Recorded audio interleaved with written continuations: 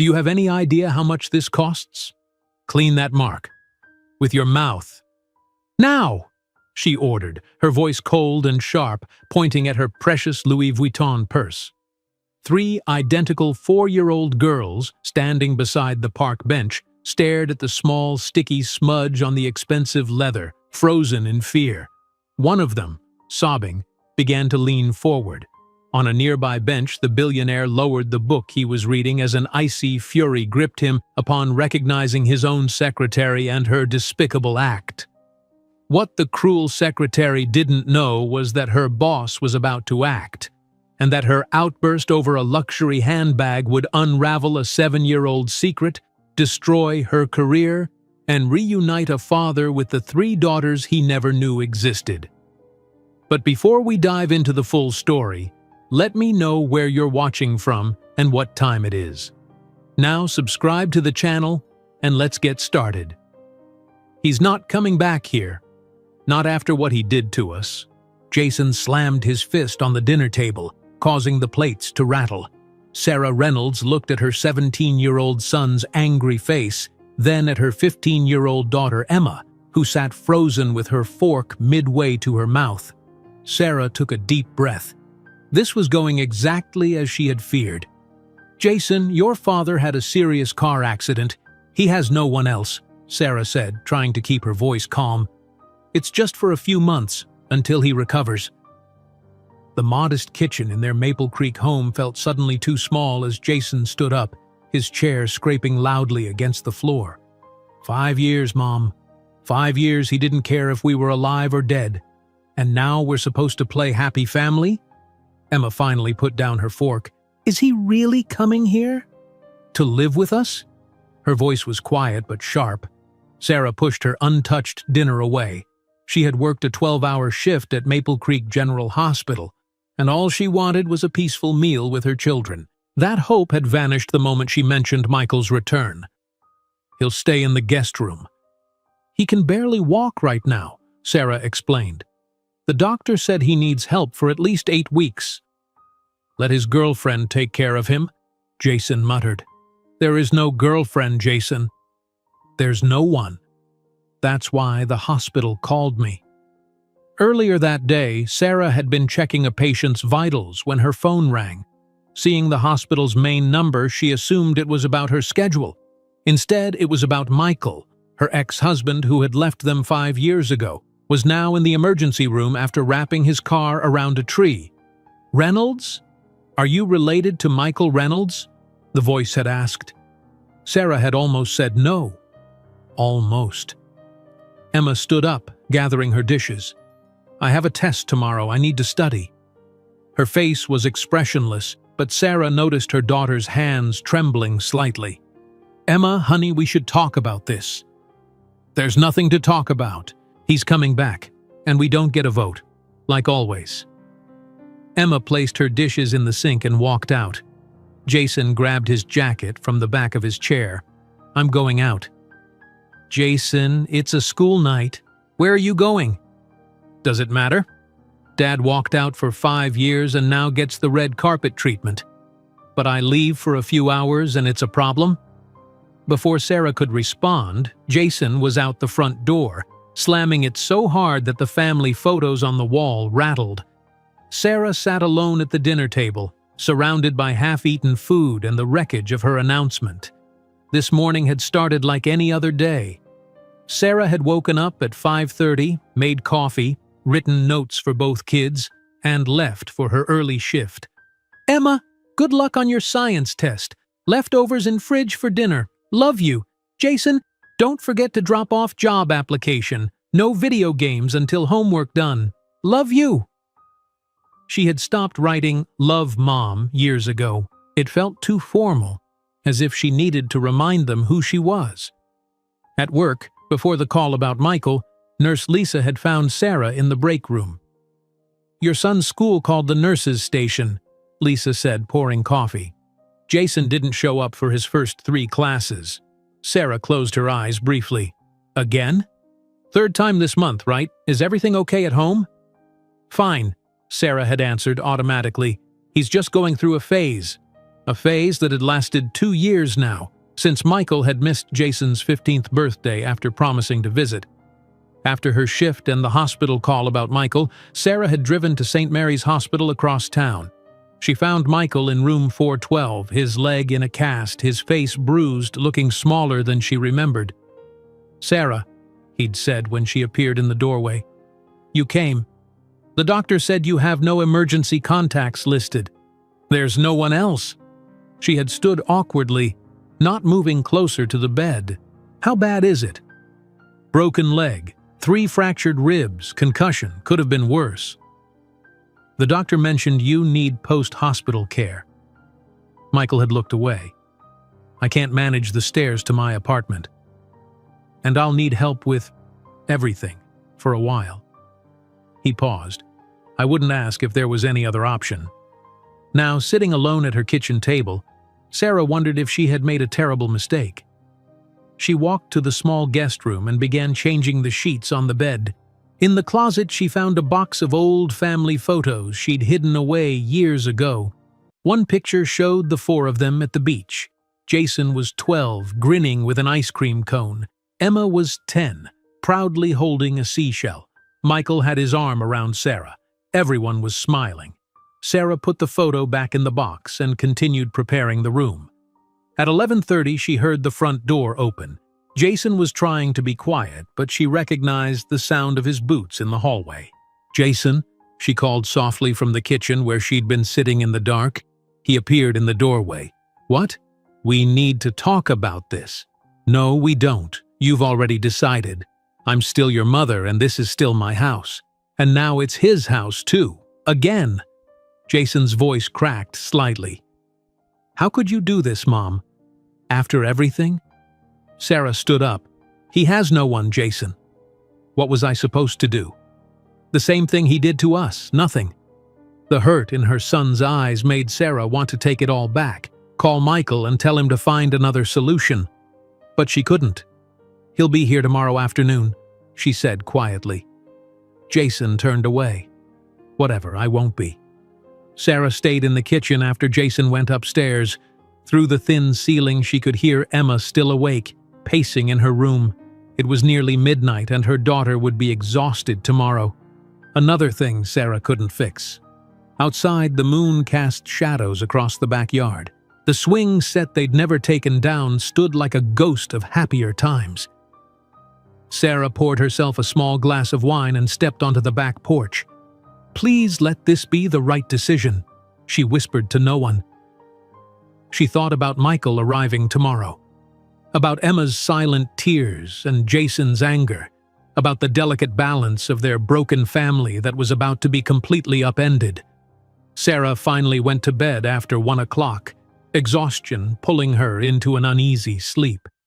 Just as she was drifting off, she heard the distinctive creak of the front door opening, then closing quietly. Jason was sneaking out again.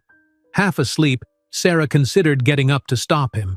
Then she heard another sound, footsteps moving toward the door. Through her barely open bedroom door, she caught a glimpse of a shadow. Not Jason's.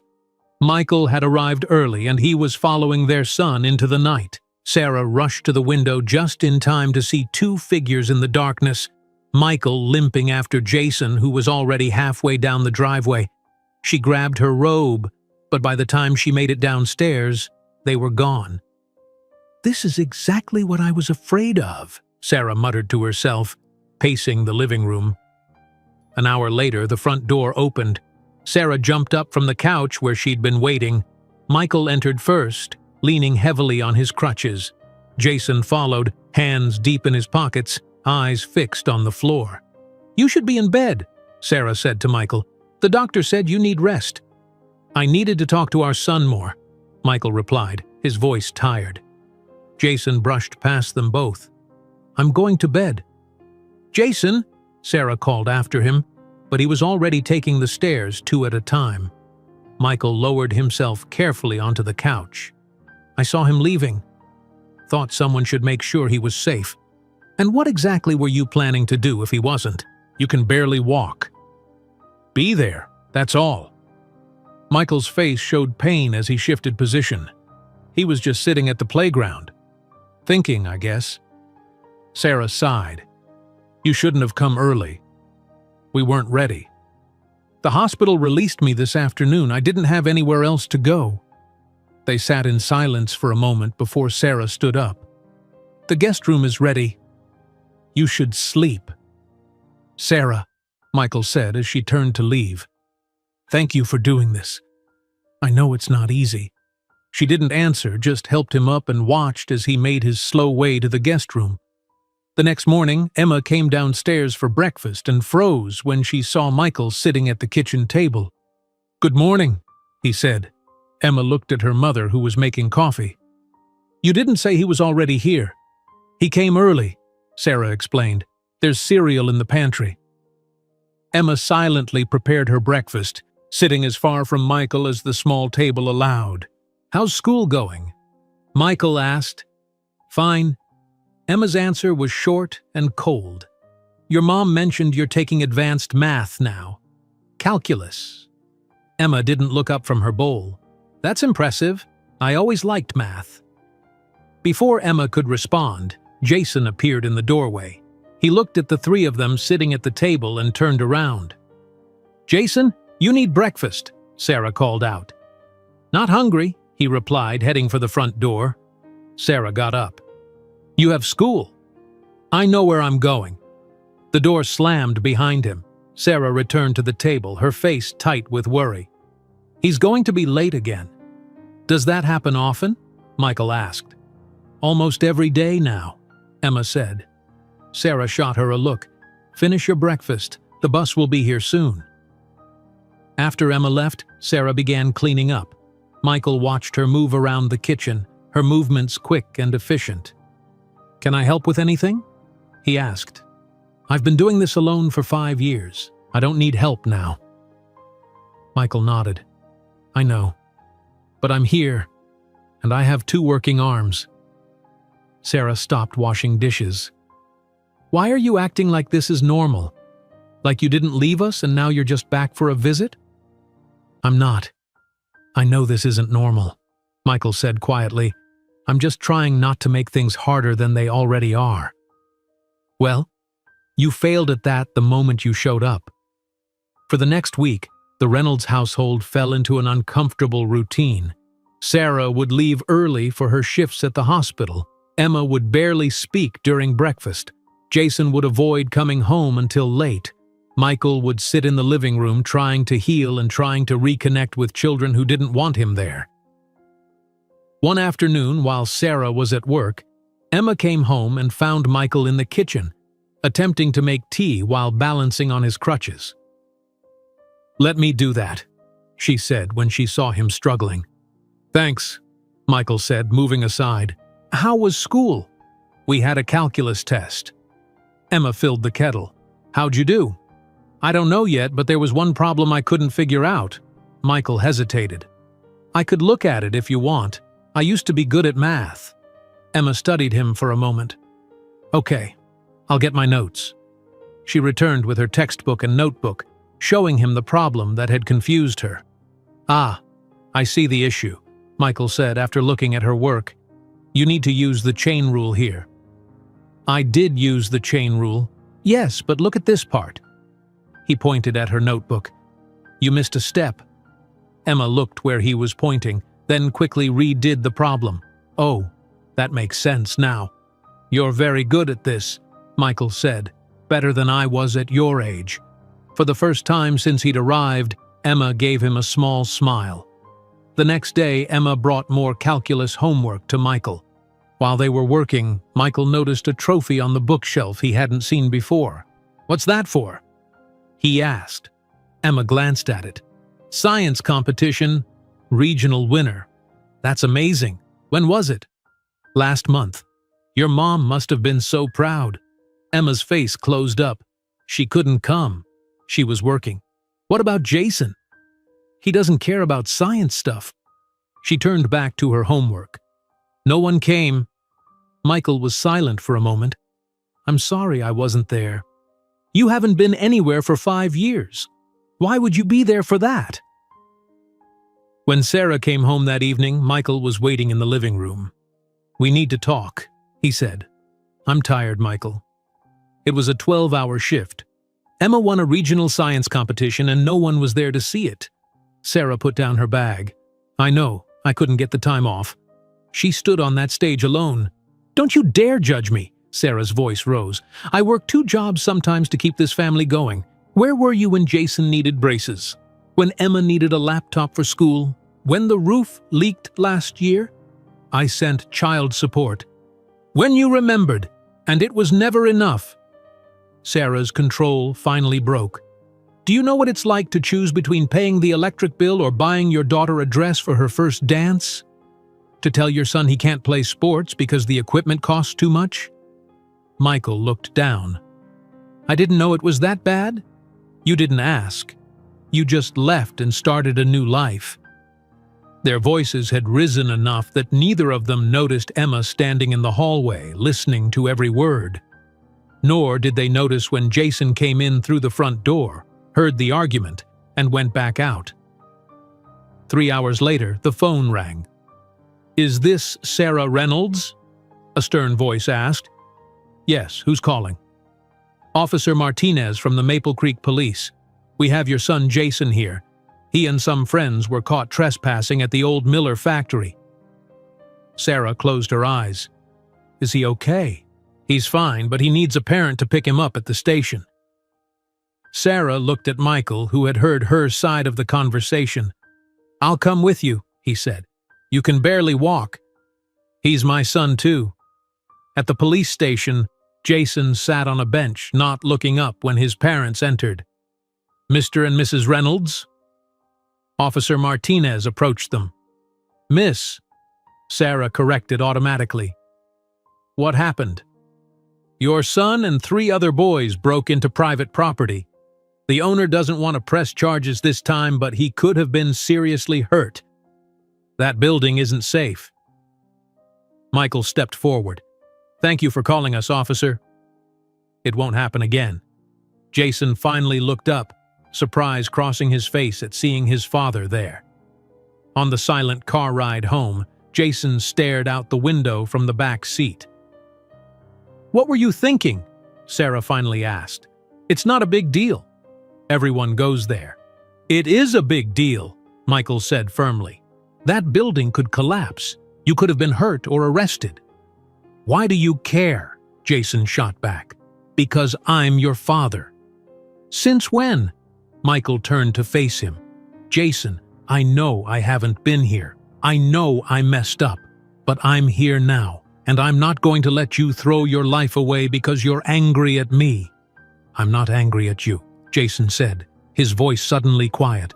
"I don't feel anything about you at all." The words hung in the car, heavy and painful. When they got home, Emma was waiting up, despite the late hour. "Are you okay?"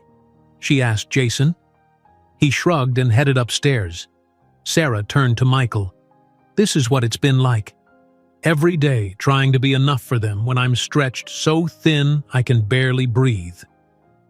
"And I wasn't here to help," Michael said. "I see that now." Sarah looked at him, really looked at him for the first time since he'd returned. "It's not just that you weren't here, Michael. It's that they knew you chose not to be here."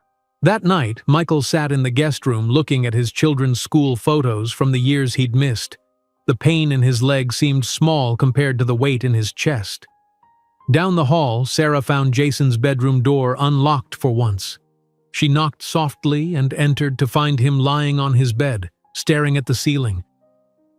"We need to talk about what happened tonight," she said, sitting on the edge of his bed. "I know it was stupid." "Yes, it was. But that's not what worries me. It's why you did it." Jason was quiet for a long moment. "Sometimes I just want to feel something else. Something besides..." He trailed off. "Besides what?" "Being the kid whose dad didn't want him." Sarah reached for his hand. "Your father made terrible choices, Jason. But they weren't because of you. Then why did he leave? Why did he stay away so long?" Sarah didn't have an answer that would heal his heart. "I don't know. But he's here now, and you need to decide what you want from that. What if I don't want anything? Then that's your choice. But don't hurt yourself to punish him. He's not worth that. As Sarah left Jason's room, she noticed a light under Emma's door. Her daughter was still awake, likely studying despite the late hour. Tomorrow would bring another day of this new, awkward reality. Another day of trying to rebuild something from the ashes of what Michael had burned down years ago. Sarah wasn't sure if it was possible, but for her children's sake, she had to try. In the quiet of the night, Michael opened his notebook and began to write. There were truths he still needed to tell them, truths that might change everything. Michael's pen moved slowly across the notebook page, pausing often as he struggled to find the right words. How do you tell your family you're dying? The clock on the nightstand showed 3:15 in the morning when he finally closed the notebook. Tomorrow, he decided. They needed to know the truth. Morning came too quickly. Sarah found Michael already in the kitchen, making coffee with unsteady hands. "You're up early," she said, reaching for a mug. "I need to talk to everyone. Together. Today." Sarah studied his face. "What's going on?" "Please, Sarah, after breakfast, it's important." Something in his voice made her nod in agreement. "I'll make sure Jason and Emma are here." Breakfast was its usual quiet affair. Jason ate quickly, avoiding eye contact. Emma read a textbook while she nibbled toast. When everyone finished, Sarah cleared her throat. "Michael has something he needs to tell us all." 3 pairs of eyes turned to him. Michael took a deep breath. "The car accident.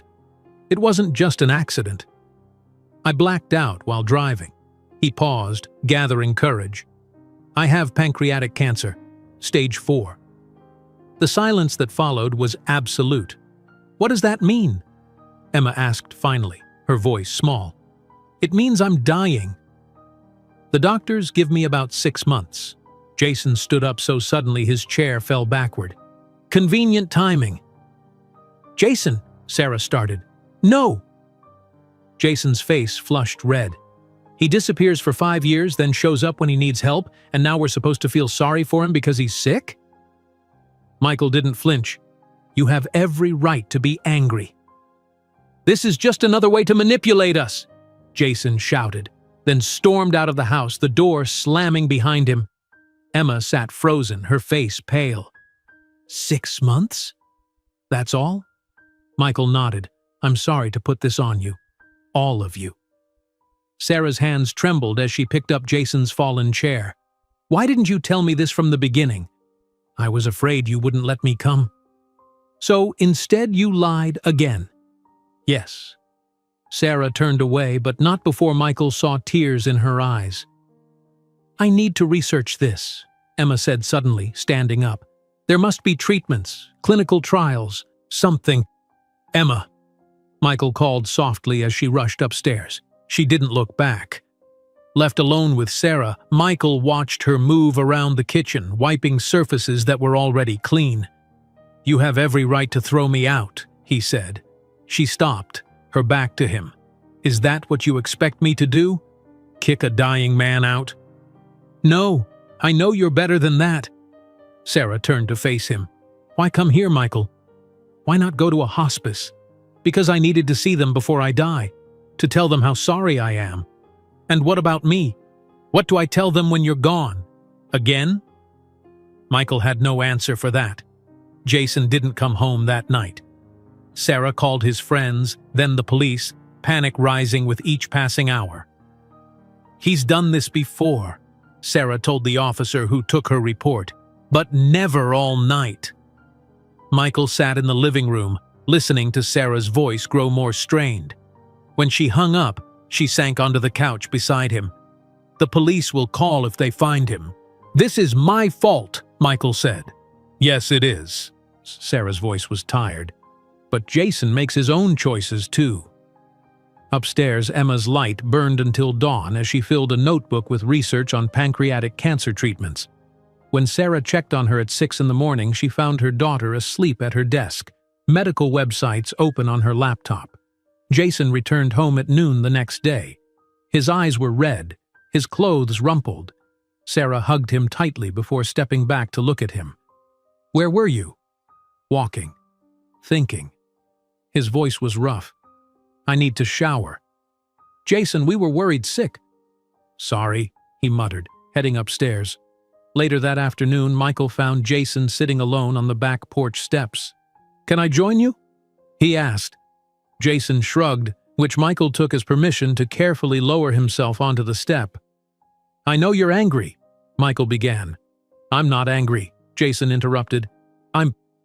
He struggled for words. "I don't know what I am." They sat in silence for several minutes. "Why did you really leave?" Jason finally asked. "The truth." Michael looked at his hands. "I was an alcoholic. Had been for years. Your mother tried to help me, but I refused to see I had a problem." He paused. "The night I left, I drove drunk with you in the car." "Do you remember?" Jason nodded slowly. "You picked me up from baseball practice. We almost crashed. You were screaming, and I still wouldn't stop driving. When we got home, your mother said she wouldn't let me endanger you kids anymore. It was her or the alcohol." Michael's voice cracked. "And I chose wrong. You chose a bottle over us." "Yes, and I've regretted it every day since. But you still stayed away, even after you stopped drinking." Michael nodded. "I've been sober 3 years now, but by then I was too ashamed to come back. I thought you were better off without me." Inside the house, Emma had spread her research across the kitchen table. Sarah found her organizing papers into neat piles. "Emma, you need to rest," Sarah said gently. "I can't. Look at these clinical trials in Boston and this new treatment in Philadelphia. Dad needs to know about these." Sarah sat beside her daughter. "Emma, there's a doctor at Johns Hopkins who's had success with cases like his. We should call for an appointment." "Emma, stop." Sarah covered her daughter's hand with her own. "Your father has already tried treatments. He's made his peace with this." "But I haven't!" Emma's voice broke. "He just got back. He can't leave again." Sarah pulled Emma into her arms as she finally began to cry. That evening, Michael found Sarah alone in the kitchen after the children had gone to bed. "I think we should try family therapy," she said without preamble. "All of us?" Sarah nodded. "Jason is falling apart. Emma is obsessing over saving you, and I—" She trailed off. "And you?" Michael prompted. "I don't know how to help them through losing you when I never really dealt with losing you the first time." The first therapy session was scheduled for the following Tuesday. Dr. Winters, a woman with kind eyes and a direct manner, welcomed them into her office. "Thank you all for coming," she said. "This is a brave step."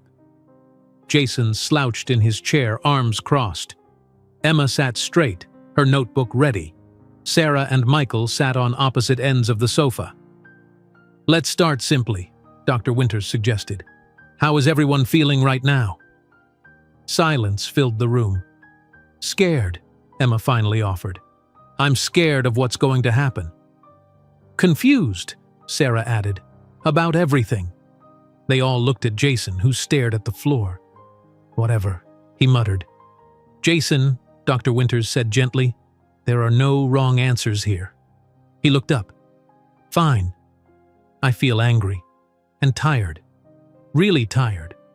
"Of what?" "Of everything feeling temporary. People leave. They always leave." His words hung in the air. "I feel the same way," Sarah said unexpectedly.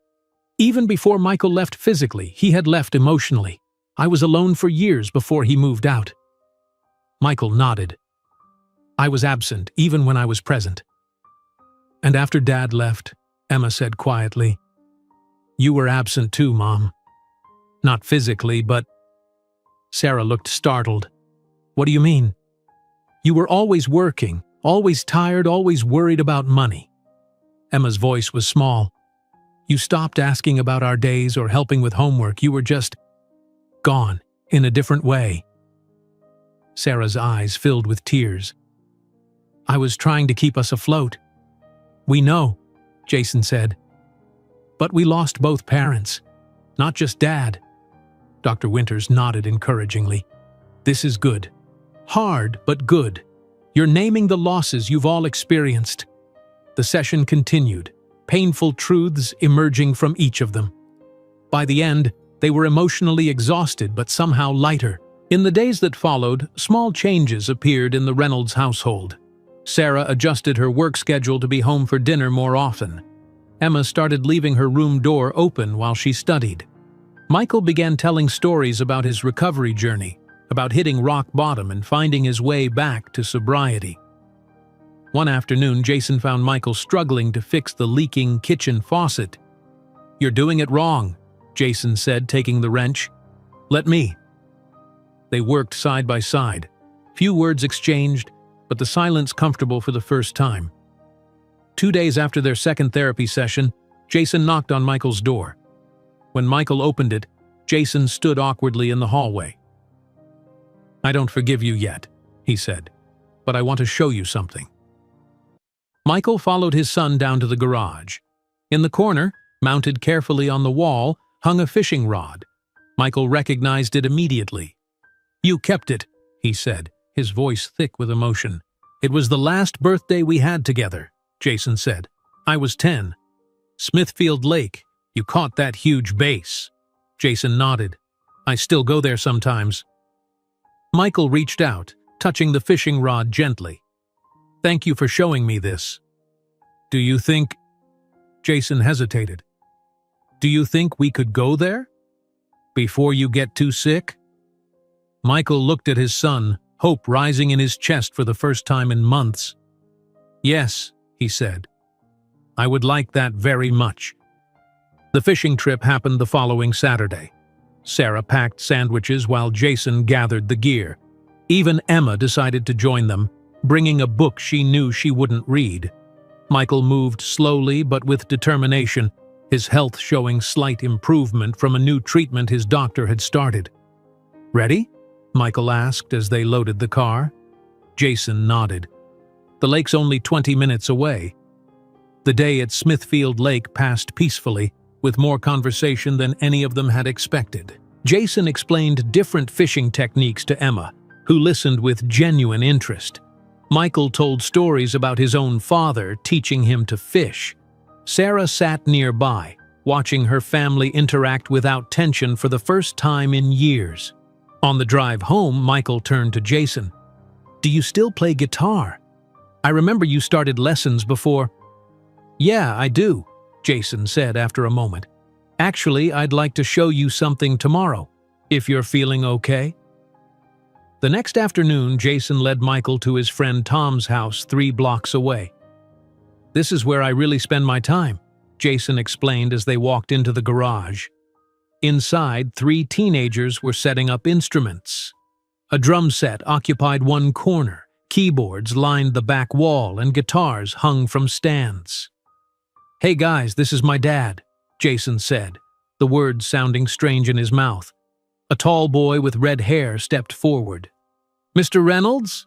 I'm Tom. That's Keisha on drums and Luis on keyboards." Michael shook each teenager's hand. "Nice to meet you all." "We have a band," Jason explained, picking up a guitar. "Nothing serious, just for fun?" "Play something," Michael suggested. Jason looked at his friends, who nodded. They launched into a song Michael didn't recognize. But what stunned him was Jason. His quiet, angry son transformed as his fingers flew across the guitar strings. His voice, when he began to sing, was strong and clear. When they finished, Michael stood speechless. He struggled to find words. "That was amazing. Did you write that?" Jason nodded, looking down. "Your mother knows about this, right?" Jason shook his head. "Not really. She knows I play, but she's never heard us. She's always working when we practice or have shows." Later that evening, Michael found Sarah in the kitchen. "Did you know Jason has a band?" he asked. Sarah looked up from the bills she was sorting. "He plays with some friends sometimes." "Sarah, he's really good. Like, seriously talented. They write their own songs. I know he enjoys music." "It's more than that. You need to hear him." Sarah put down her pen. I've tried to be interested in his music, Michael, but he shuts me out. Maybe because you've never made time to really listen. Sarah's face tightened. That's not fair. I'm not blaming you, Michael said quickly. I'm just saying there's this whole part of his life neither of us knew about. The next morning, Michael was in the kitchen when Emma came downstairs, her face pale. You okay? He asked. Fine, she said, but her hands were shaking as she poured cereal. Emma? I said I'm fine. Her voice came out louder than she intended. Sorry, I have a test today. Michael watched her carefully. You look like you didn't sleep. I stayed up studying. It's fine. But as she reached for the milk, her breathing suddenly became rapid and shallow. The carton slipped from her hand, spilling across the table. Emma? Michael moved to her side. Sit down.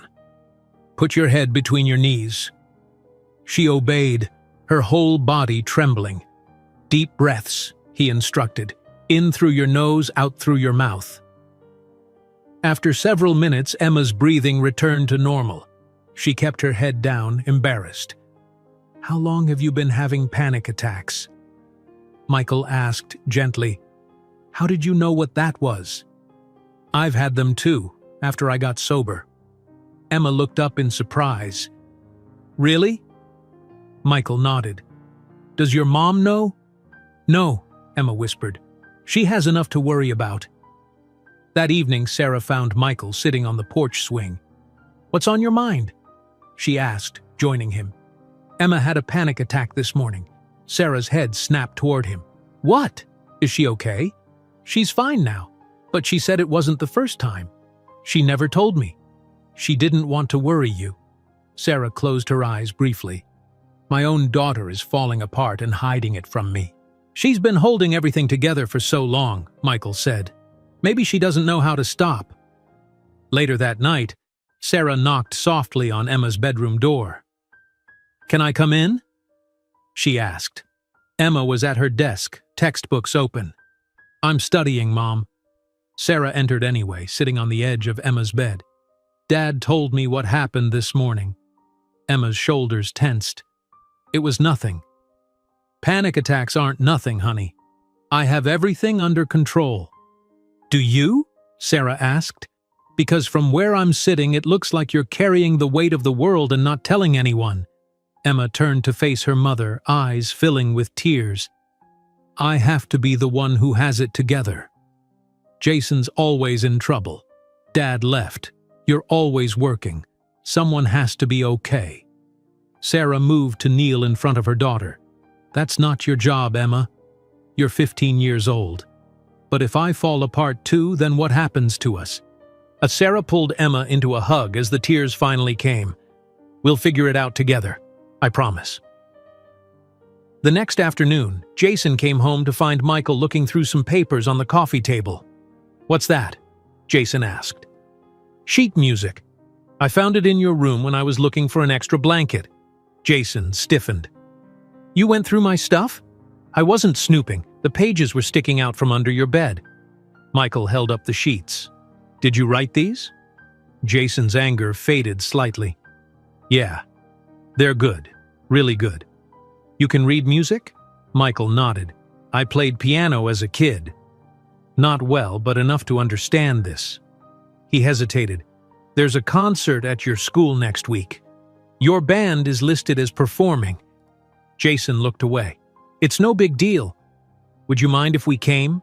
All of us? Why? Because we're your family, and we want to support you. Jason studied his father's face for a long moment. Okay. The night of the concert, the Reynolds family sat together in the school auditorium. Sarah had switched shifts to be there. Emma had put away her textbooks. Michael had rested all day to ensure he'd have enough energy. When Jason's band took the stage, Sarah gasped softly. I didn't know he could play like that, she whispered to Michael. The song they performed was one Jason had written about forgiveness, though the lyrics were vague enough that only his family understood their true meaning. When they finished, the audience applauded loudly. Sarah wiped tears from her cheeks. Afterward, They went to Danny's diner to celebrate. It was the first time they'd gone out as a family in years. "You were amazing," Emma told her brother. "Thanks," Jason said, looking pleased but embarrassed. "Why didn't you tell me you were so good?" Sarah asked. Jason shrugged. "Never thought you'd have time to come see me play." Sarah reached for his hand. "I'm sorry I made you feel that way." The conversation flowed easily for once, with stories and even laughter. For a few hours, they weren't a broken family struggling with terminal illness and old wounds. They were just the Reynolds, enjoying a meal together. But reality returned at 2:30 in the morning when Sarah woke to the sound of something crashing in the bathroom. She found Michael on the floor, unable to get up. "I just got dizzy," he tried to explain as she helped him back to bed. "I'm calling Dr. Freeman," she said, reaching for her phone. "Sarah, it's the middle of the night. I don't care." The next morning, they sat in Dr. Freeman's office waiting for the results of the tests he'd ordered. "The cancer has spread to your liver," Dr. Freeman said gently when he returned. "That's why you've been experiencing these episodes." "What does that mean for the timeline?" Michael asked. Sarah gripped his hand. "We need to adjust our expectations," Dr. Freeman said. "I think we're looking at months rather than the 6 months we originally discussed." Sarah felt the room tilt slightly. "How many months?" she asked. 3, maybe 4. "I'm sorry." The drive home was silent. When they arrived, Jason and Emma were waiting anxiously in the living room. "What did the doctor say?" Emma asked. Michael looked at Sarah, then at his children. "We need to talk." That evening, after explaining the new prognosis to Jason and Emma, Michael retreated to his room to rest. Sarah found herself sitting in her car in the driveway, unable to go back inside yet, unable to face the knowledge that their time was even shorter than they'd thought. Her phone rang. It was Jason. "Mom? Where are you?" "Just getting some air," she said. "I'll be right in." "Is Dad going to die at home?" Jason's voice was unnaturally steady. "I think so. Is that okay?" "Yeah," he said after a moment. "I think it's better than a hospital." Sarah returned inside to find Jason waiting for her. "I want you to meet my other friends," he said. "My real friends, not just the band. There's this place we go sometimes." Sarah looked at her son, surprised by the invitation. "I'd like that." The next day, Jason took his parents to a community center downtown. A group of teenagers gathered in a room with instruments, art supplies, and comfortable furniture. "This is where I really spend my time," Jason explained. "It's a music therapy program for kids who are dealing with stuff." "What kind of stuff?" Sarah asked. "Different things. Some have parents who are sick, some have parents who left, some just need somewhere to belong." Michael watched his son greet the other teens, saw how they respected him, how at ease he was here. "You never told us about this place," Sarah said. "I needed something that was just mine," Jason replied. "Something that helped when everything was falling apart." As they drove home, Michael turned to Sarah. "Our kids are stronger than we knew," he said. Sarah nodded. "And they were hurting more than we knew too." That night, Michael woke at 1 in the morning with severe pain. He made his way to the bathroom, trying not to wake anyone, but the pain intensified and he collapsed against the sink. Sarah found him minutes later, unconscious on the bathroom floor. "Jason!" she called, her voice sharp with fear. "Call 911!" The ambulance came quickly. As they loaded Michael onto the stretcher, he regained consciousness. "Sarah," he whispered, reaching for her hand. "I'm here," she said. "Just hold on." As the ambulance doors closed, Sarah turned to her children. "Get dressed. We're following them to the hospital." On the way, Emma stared out the window, her face expressionless. "He's going to die, isn't he?" she asked. "Sooner than we thought." "The doctors will do everything they can," Sarah replied, but the words sounded hollow even to her. Jason put his arm around his sister. "We'll get through this, Em. Together." In the hospital waiting room, Sarah paced while Jason and Emma sat close together. When Dr. Freeman finally emerged, his face told them everything. "The cancer has progressed significantly," he said. "We've stabilized him for now, but I think it's time to discuss hospice care." Sarah felt her world narrow to a single point. "How long?" "Weeks," Dr. Freeman said gently. "Maybe a month." As they drove home from the hospital in silence, Michael suddenly asked Sarah to pull over. She guided the car to the side of the road, concerned. Michael turned to face Jason and Emma in the back seat. His face was pale but determined. "There's something else I need to tell you," he said. "You have a half-brother in Ohio." Silence filled the car. Emma's jaw dropped. Jason stared at his father as if he'd spoken in a foreign language. "What did you say?" Sarah finally asked, her knuckles white on the steering wheel. "I have another son. His name is Ethan. He's 8 years old," Michael said, his voice weak but clear. "8?" Jason's voice cracked. "You've had another kid for 8 years and never told us?" "Jason, please!" "No!" Jason shouted. "No more, please understand, or let me explain. You left us for 5 years and had a whole other family?" Cars rushed past them on the highway. Inside the Reynolds car, time seemed to stop. "I think we should continue this at home," Sarah said quietly, turning the car back onto the road. No one spoke for the rest of the drive. When they reached the house, Jason slammed out of the car and stormed inside. Emma followed silently, her face blank. Michael moved slowly, each step clearly painful. In the living room, Jason paced while Emma curled into a corner of the couch. "Tell us everything," Sarah demanded. "Right now." Michael lowered himself carefully into a chair. "After I left, I moved to Columbus. I met a woman named Diane. We were together for a while, and she got pregnant." "Were you married to her?" Emma asked in a small voice. "No, we lived together until Ethan was about 3. Then we separated." "Let me guess," Jason spat. "You abandoned them too?" "No," Michael said firmly. "I stayed in Columbus. We shared custody." "So you could be a dad to him, but not to us?" Jason's voice shook. "You visited him on weekends and took him to baseball games while you couldn't even call us on our birthdays? It's complicated, Jason. It's actually really simple. You replaced us." Jason stormed out of the house, the door banging behind him. Sarah sat down, her legs suddenly unsteady. "Where is this child now?" "He's staying with my cousin Angela in Columbus. He's been there since I came here." "Does he know about us?" Emma asked. "Yes. I've told him about his brother and sister." Emma stood up. "I need to think." She walked upstairs to her room, her movements stiff. Left alone with Sarah, Michael watched her face as she processed this new betrayal. "Say something," he urged. "What do you want me to say?" "Congratulations on your secret family?" "It wasn't like that." "Then what was it like, Michael? Explain to me how you could have a child and never once think we deserved to know." "I was ashamed," he admitted. "The more time passed, the harder it was to tell you." Sarah stood up. "I need to check on the kids." She found Emma's door locked. Knocking gently, she called, "Emma? Can we talk?"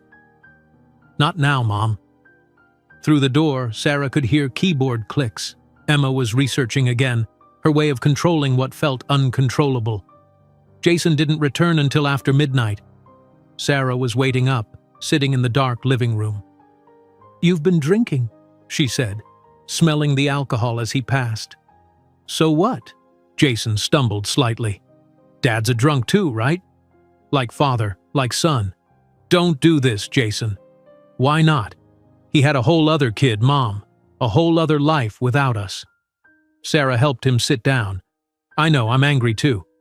He was supposed to be getting better," Jason said, his voice breaking. "He was supposed to be fixing things before he... And now this?" "I know," Sarah repeated, holding her son as he finally cried. The next morning, Michael found Sarah in the kitchen making coffee. "Can I show you something?" he asked. She nodded stiffly. Michael took out his phone, pulled up a photo, and handed it to her. A small boy with dark hair smiled at the camera, missing his 2 front teeth. "That's Ethan," Michael said. Sarah stared at the image. The boy looked so much like Jason had at that age that it hurt. "He has your eyes," she said finally, handing back the phone. "There's more I need to tell you," Michael said, "about Ethan's situation." "What situation?" "Diane died last year. Drug overdose." Sarah looked up sharply. "What?" "She struggled with addiction for years. I've had full custody of Ethan since she died." "So who's taking care of him while you're here dying?" The bluntness of her words made them both flinch. "My cousin Angela, but she can't keep him permanently. She has 3 kids of her own and works full-time." "And what is your plan for him when you're gone?" Michael looked down. "I don't know yet." The next few days were tense in the Reynolds household. Jason stayed out late and skipped school. Emma rarely left her room except for meals. Sarah worked extra shifts to avoid being home. On Thursday afternoon, Sarah received a call from the Maple Creek Police Department. "Miss Reynolds? This is Officer Parker. We have your son Jason here." Sarah's heart dropped. "What happened?" "He was driving erratically and ran a stop sign. No one was hurt, but we need you to come down to the station." When Sarah arrived, she found Michael already there, looking pale and tired. "How did you get here?" she asked. "Taxi," he said. "They called the house phone." Jason sat on a bench, a citation in his hand, not looking at either parent. Officer Parker explained, "Since this is his first offense and no one was hurt, we're issuing a warning and a ticket for running the stop sign. His license will be suspended for 30 days. On the drive home, Jason stared out the window. "You could have killed someone," Sarah said. "Or yourself." "I know." "Then why?" "Because nothing makes sense anymore." Jason's voice rose. "Dad leaves. Dad comes back. Dad's dying. Dad has another kid. Every time I think I understand what's happening, something else changes." At their next therapy session, Dr. Winters listened as the family tried to process this new development. "I feel like I don't know who my father is at all," Emma said quietly. "I get that." Dr. Winters nodded. "Michael, what would you like your children to know about your relationship with Ethan?" Michael shifted uncomfortably. "That I love him, that I've tried to be a good father to him, and that loving him never meant I stopped loving Jason and Emma." "But you weren't there for us," Jason pointed out. "No, I wasn't," Michael admitted, "and that's my greatest regret." "What's Ethan like?" Emma asked suddenly. Michael's face softened. "He's bright, curious about everything. He loves dinosaurs and building things. He plays soccer." "Do you have more pictures?" Emma asked. Michael nodded, taking out his phone. He showed them photos of Ethan at a soccer game, building with blocks, holding a science project. Emma studied the images carefully. "He looks just like Jason did." Jason leaned over to look, his curiosity temporarily overcoming his anger. "What happens to him when you die?" he asked bluntly. The question hung in the air. "That's something we need to discuss," Michael said finally. The next day, Sarah sat alone in her car during her lunch break at the hospital. She made 2 lists on a notepad: reasons to help Ethan and reasons not to. The first list included, "He's innocent in all this. He's losing both parents. He's Jason and Emma's brother." The second list had only 1 entry: "Michael betrayed us again." That night, Michael had another episode. Sarah found him on the bathroom floor, sweating and unable to stand. "I'm calling an ambulance," she said, reaching for her phone. "No." Michael grabbed her wrist. "Please, I don't want to spend what little time I have left in a hospital." After helping him back to bed and giving him his pain medication, Sarah sat beside him. "Michael, we need to talk about Ethan." "I know. What are you asking of me? Be specific." Michael took a shaky breath. "I'm not asking anything, but if I could hope for something, it would be that you would consider letting him be part of your lives. He has no one else, Sarah. You want me to raise him, Sarah said. It wasn't a question. He's a good kid. And he's losing everyone. The next morning, Sarah called a family meeting. Jason and Emma sat on the couch looking wary. I've been thinking about Ethan, Sarah began. You're not seriously considering taking him, are you? Jason asked. I'm considering meeting him, Sarah corrected. He's going to lose his father. He's already lost his mother. He deserves to know he has family. He's not our family, Jason protested. He's your half-brother, Sarah said firmly. And whatever we feel about your father's choices, Ethan is innocent. Emma had been quiet, thinking, what's he like at school? She asked Michael. He's good at math. Struggles a bit with reading. Does he know you're sick? Michael nodded. He knows I'm very sick and might not get better. Emma looked at her mother. I think we should meet him. Jason stood up. This is insane. Dad drops this bomb on us, and now we're just supposed to welcome this kid with open arms? No one is saying that, Sarah replied. I'm saying we should meet him. See who he is. Then we can decide what happens next. Later that day, Sarah found Jason in the garage working on his car. I know this is hard, she said. Jason didn't look up. You don't know anything about how I feel. Then tell me. Jason put down his wrench. I was just starting to forgive him. Just starting to believe maybe he actually cared about us. And then this happens. He shook his head. It's like every time I let myself care, I get kicked in the teeth. I understand that feeling, Sarah said. But Ethan isn't the one kicking you. That evening, Sarah called Michael's cousin Angela in Ohio. He talks about his brother and sister all the time, Angela told her. He's scared about Michael, but he's also excited to maybe meet you all someday. How soon could you bring him here? Sarah asked, making a decision. I could put him on a plane this weekend if that works.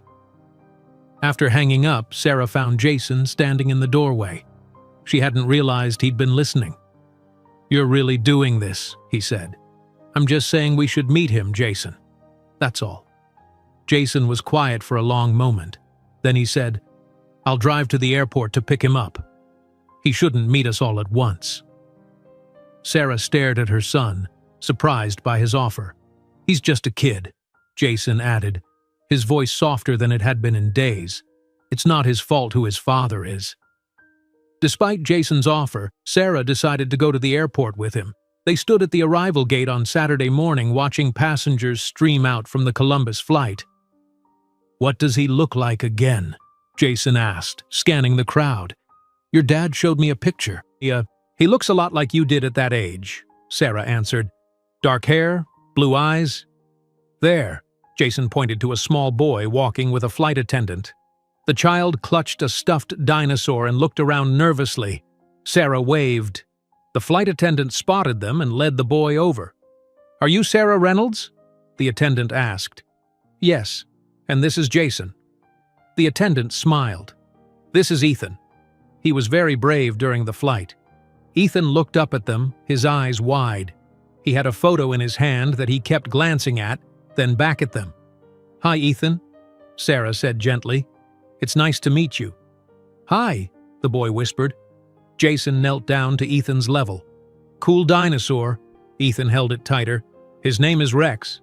Good name for a dinosaur, Jason said. Our car is this way. Are you hungry? Ethan nodded. The drive home was quiet. Ethan sat in the back seat, looking out the window. Is it far to your house? He finally asked. About 20 minutes, Sarah told him. Your dad is excited to see you. Is he still really sick? Sarah hesitated. Yes, he is. But he's having a good day today. When they pulled into the driveway, Ethan's eyes got even bigger. You live here? This is our home, Sarah said. Your home too, while you're visiting. Inside, Michael was waiting in the living room. When he saw Ethan, his face lit up. Buddy! Michael opened his arms. Ethan ran to him. Daddy! Michael hugged him tight, tears in his eyes. I missed you so much." Sarah and Jason stood awkwardly in the doorway, watching this reunion. It was strange to see Michael as a loving father when their own memories were so different. Emma appeared on the stairs, watching quietly. When Ethan pulled away from Michael, he noticed her. "Are you Emma?" he asked. She nodded. "And you're Ethan. Dad says you're really smart." Emma came the rest of the way down the stairs.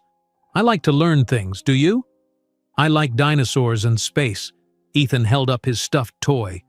"This is Rex. Would you like to see my science books? I have some about dinosaurs." Ethan looked at Michael, who nodded encouragingly. "Go ahead, buddy." Emma led Ethan upstairs to her room. Sarah, Michael, and Jason could hear her showing him her bookshelf. "Look, this one shows all the different types of dinosaurs, and this one has pictures of space." "Whoa!" Ethan's voice drifted down. "Is that Mars?" Sarah turned to Michael. "He seems sweet." "He is," Michael said. "Thank you for doing this." Jason stood awkwardly, hands in his pockets. "I'm going to my room." Later that day, Sarah prepared dinner while listening to Emma explaining simple science experiments to Ethan in the living room. "See, when you mix these two things, it creates a reaction," Emma was saying. "It's bubbling." Ethan squealed with delight. Sarah hadn't heard Emma this animated in years. Jason eventually came downstairs, drawn by the noise. He stood in the doorway watching Emma and Ethan. Ethan noticed him. "Jason, Emma showed me a volcano." Jason stepped into the room. "Cool." "Dad says you play guitar," Ethan said. "I like music." "Yeah?" Jason sat down near them. "What kind of music?" "All kinds. I tried to play my friend Tyler's guitar once, but my hands are too small." Jason hesitated. "I have a smaller guitar. For beginners. Maybe you could try it." Ethan's face lit up. "Really?" From the kitchen, Sarah watched this interaction with surprise. She hadn't expected Jason to warm up to Ethan so quickly. At dinner, Michael tried to eat normally despite his pain. Sarah noticed him pushing food around his plate more than eating it. "So Ethan," Sarah said, "your dad tells me you play soccer." Ethan nodded enthusiastically. "I'm on the Blue Sharks. I play defense." "That sounds fun," Sarah smiled. "Dad comes to all my games." "Well, he used to." Ethan's face fell. "Before he got sick." The table went quiet. "My dad never came to any of my games," Jason said suddenly. Everyone looked at him. "But I bet you're good." "I'm okay," Ethan shrugged. "Tyler is better." After dinner, Michael tired quickly and needed to go to bed. Ethan looked worried. "Can I say goodnight to Dad?" he asked Sarah. "Of course." Sarah watched as Ethan carefully hugged Michael, as if afraid he might break him. "Night, Daddy. I love you." "I love you too, buddy. More than anything." Once Michael was in bed, Ethan became quiet, sitting on the couch with Rex clutched to his chest. "Are you okay?" Emma asked, sitting beside him. "My dad looks worse than before," Ethan said softly. "Is he going to die like my mom did?" Emma looked at Sarah, unsure how to answer. Sarah sat on Ethan's other side. "Your dad is very sick, Ethan. The doctors are doing everything they can." "My mom was sick too. She went to sleep and didn't wake up." Ethan's voice was small but matter-of-fact. "I'm scared Daddy will go to sleep and not wake up too." Sarah put her arm around the little boy. "I know it's scary. If Dad dies, where will I go?" Ethan asked. "I don't want to live with Aunt Angela forever. She's nice, but her kids are mean to me."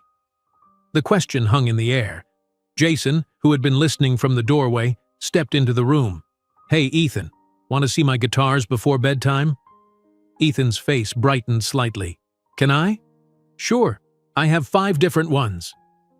As Jason led Ethan upstairs, Sarah caught her son's eye and mouthed, "Thank you."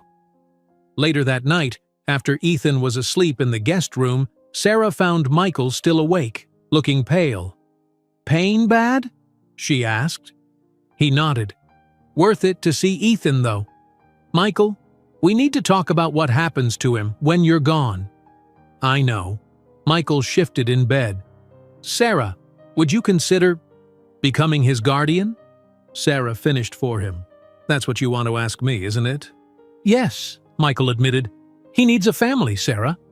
A real family. And you think we're that? A real family? I think you're an amazing mother. And Jason and Emma, despite everything, are good people. Sarah sat on the edge of the bed. This is so much to ask, Michael. I know it is. If there were any other option. Is there anyone else? Any of your family? Michael shook his head. No one who could take him. My parents are gone. My sister lives overseas. Angela has her hands full. I need time to think, Sarah said. And to talk to Jason and Emma. This affects them too. The next day, Sarah took the day off work.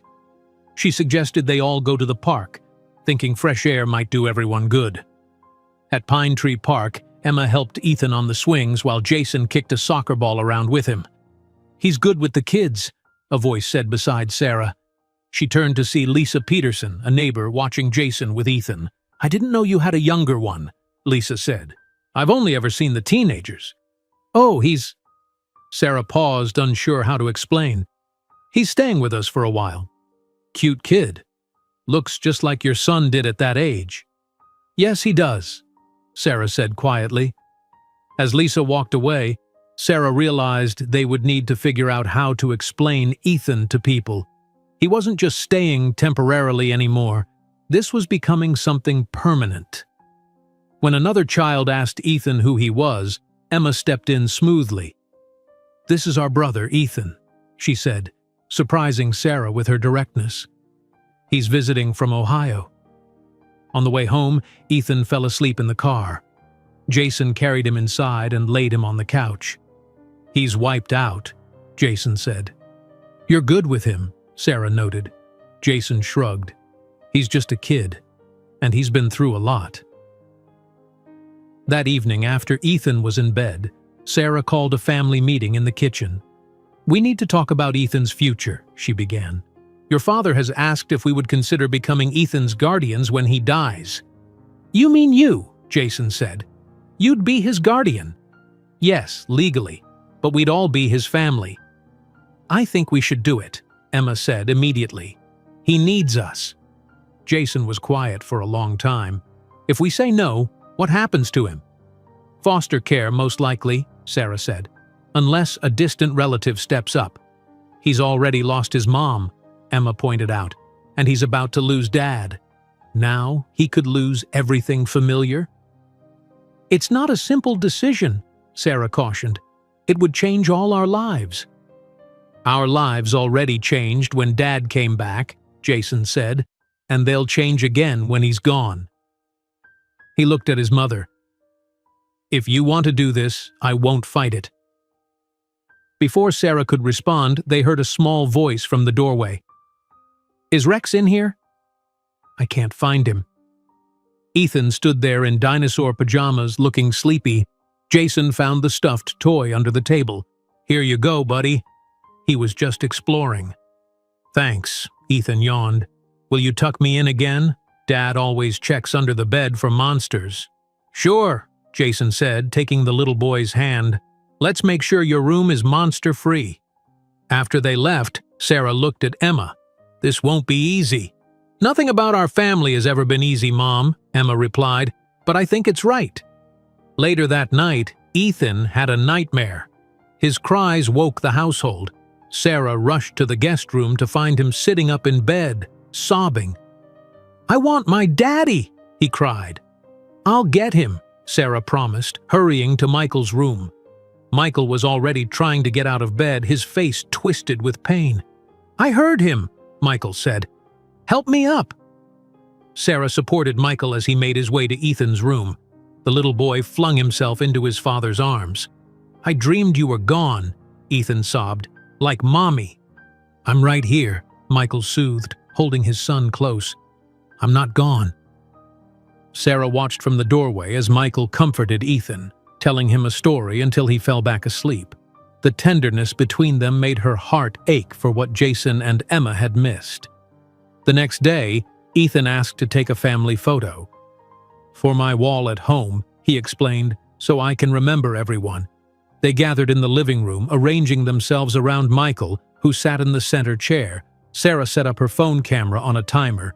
"Everyone say cheese!" she called, hurrying to her place. "Cheese!" They chorused as the camera flashed. It was their first family portrait with Ethan, perhaps their last with Michael. That night, after everyone had gone to sleep, Sarah found Ethan's adoption paperwork in Michael's room. Next to it lay a sealed envelope with her name on it. She opened it to find a letter that began, "If you're reading this, I've already asked you the impossible, but before you decide, there's something about Ethan's mother you need to know." Sarah's hands trembled as she read the letter, the words blurring through her tears. "Diane wasn't someone I met after I left you. She was someone I knew from high school who came back into my life a year before our marriage ended. Our relationship started while I was still with you. Ethan was conceived before our divorce was final." Sarah crumpled the letter in her fist and marched to Michael's room. Despite the late hour, she found him awake, staring at the ceiling. "You had an affair," she said, her voice tight. Michael turned to look at her, resignation in his eyes. "You found the letter. All these years I thought you left, and then started a new life. But you were cheating on me. You had already replaced us before you even walked out the door. Sarah." "Don't." She threw the crumpled letter at him. "All this talk about wanting forgiveness, about making amends, was any of it real?" Michael struggled to sit up. "All of it was real. I've spent years hating myself for what I did to you and the kids." "Did Jason and Emma know?" Sarah's voice cracked. "When you told them about Ethan, did you tell them he was the result of you cheating on their mother?" "No, I couldn't." "More secrets, Michael. Always more secrets." Sarah turned to leave. "Sarah, please. I wanted to tell you in person, but I was afraid. Afraid I wouldn't take Ethan if I knew the truth?" She looked back at him. "You're right to be afraid." Sarah slammed the door and ran to her car. She drove aimlessly through Maple Creek for hours, her mind racing. Every memory of their marriage's final year replayed with new meaning. The late nights Michael had claimed were work, the sudden business trips, his emotional distance. It was nearly dawn when she returned home. The house was quiet. Sarah checked on Ethan, who slept peacefully with Rex tucked under his arm. Despite everything, she couldn't help smoothing his hair gently before closing his door. At breakfast, Sarah moved around the kitchen mechanically. Emma helped Ethan pour cereal while Jason made coffee. "Are you okay, Mom?" Emma asked, noticing Sarah's red eyes. "Fine, just tired." Michael appeared in the doorway, leaning heavily on his crutches. No one spoke as he lowered himself into a chair. "Daddy, can you take me to the park again today?" Ethan asked. "I don't think Daddy feels well enough for the park," Sarah answered before Michael could speak. "I'll take you," Jason offered. "We can bring a soccer ball." Ethan's face lit up. "Really?" "Sure. Emma can come too, right, Em?" Emma nodded. "We can show you the duck pond." After breakfast, while the kids got ready for the park, Michael tried to talk to Sarah. "I know you hate me right now. I don't hate you, Michael. I just don't know who you are anymore. I'm the same man who's been here these past weeks. My mistakes don't erase the progress we've made." "Don't they?" Sarah turned to face him. "You came back asking for forgiveness, claiming you wanted to make things right before you died. But you're still hiding things, still lying. I wasn't ready to tell you everything at once. I was afraid you'd turn me away. And now you're dying, and I'm stuck with the fallout of your choices. Again." Their conversation was interrupted by the doorbell. Sarah opened it to find her parents, Robert and Linda Harrison, standing on the porch with suitcases. "Surprise!" Linda hugged her shocked daughter. "We decided to visit our grandchildren." Robert stepped in. "The retirement community trip to Florida was canceled, so we thought, why not visit family instead?" Sarah stared at them, momentarily speechless. "You should have called." "Where's the fun in that?" Linda looked past Sarah and froze. Michael? Michael raised a hand in awkward greeting. Hello, Linda. Robert? Robert's face darkened. What is he doing here? Before Sarah could explain, Ethan ran down the stairs. Jason, I'm ready for the park. Linda looked at the little boy, confusion evident. Who's this? The silence that followed was deafening. Jason and Emma appeared at the top of the stairs, equally startled by the visitors. Grandma? Grandpa? Emma hurried down to hug them. Sarah took a deep breath. Mom, Dad, this is Ethan, Michael's son. Linda's eyes widened. His son? But he's so young. It's a long story, Sarah said. Why don't you sit down? The next hour was tense. Sarah explained Michael's illness, his return, and finally, Ethan's existence. She left out the affair, not ready to voice that pain. So let me understand, Robert said, his voice rising. He abandoned you and the kids, had another child, and now you're considering raising this boy when he dies? Dad, please keep your voice down. Ethan is in the other room. This is insanity, Sarah. Haven't you given enough of your life to this man? This isn't about Michael, Sarah insisted. It's about an innocent child who's about to lose both parents. Linda shook her head. Honey, you're already stretched so thin with work and Jason and Emma.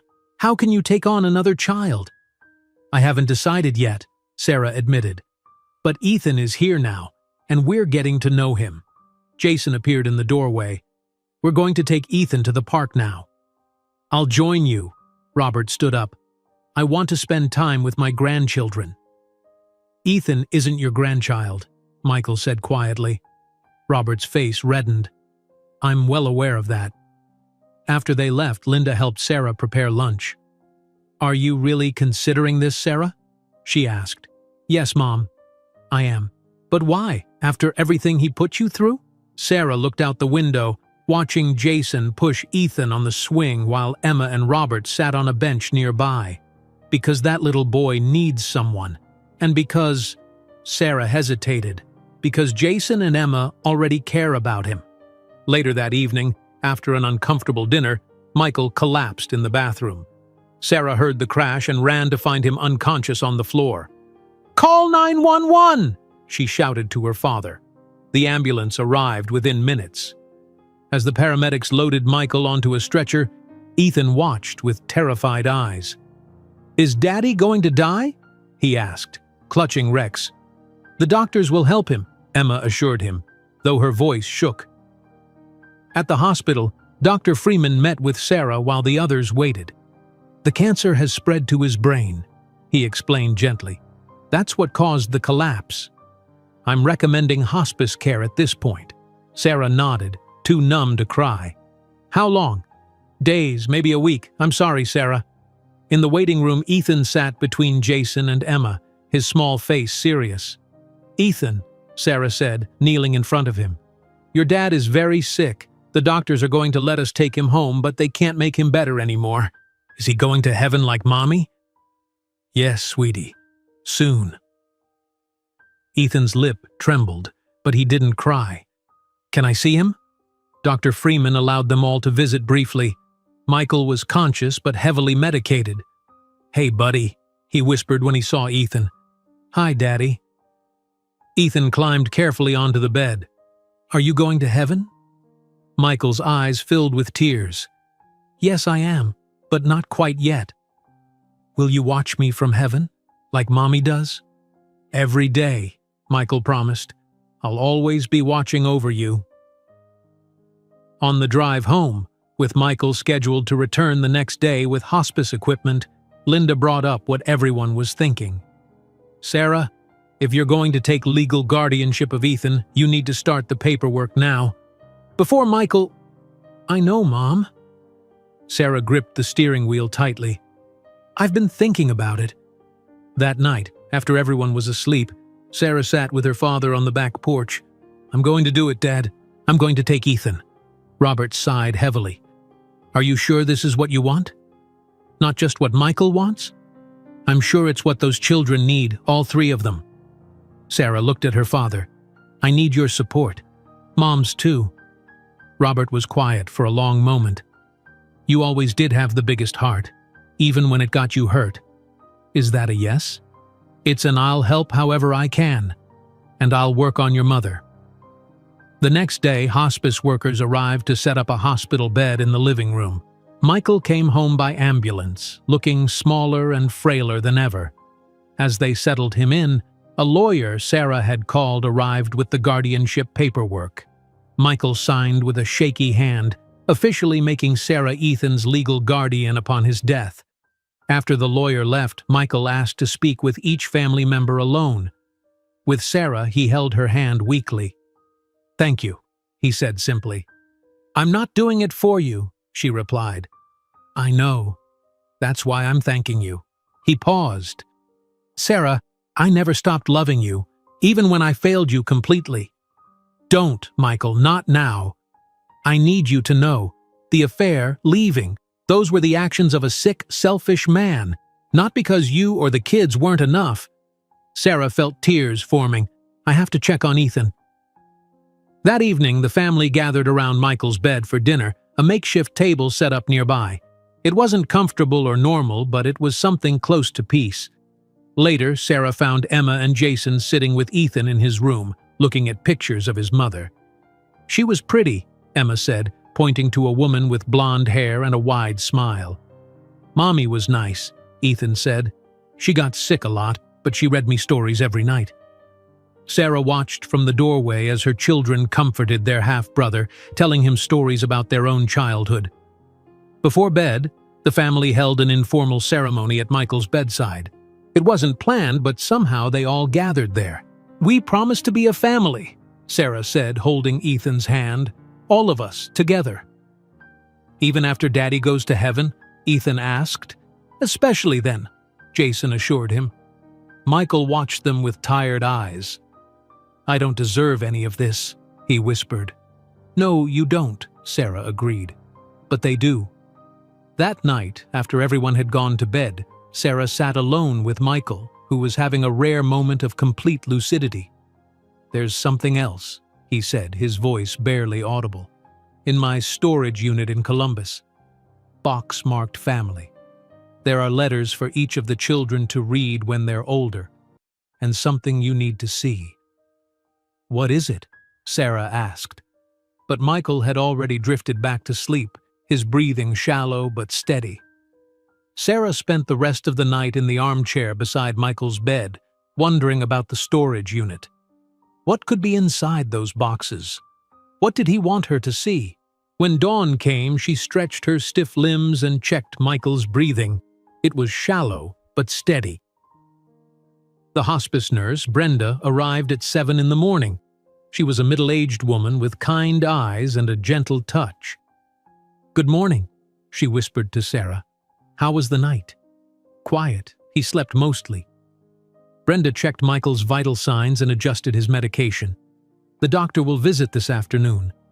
Let's make him comfortable." Together, they carefully bathed Michael and changed his bedding. He woke briefly, confused. "Sarah?" he called weakly. "I'm right here," she assured him, taking his hand. "The kids. They're fine, still sleeping." He nodded and drifted off again. By 8:30, the household began to stir. Linda prepared breakfast while Robert sat at the kitchen table, making phone calls to cancel their return flight.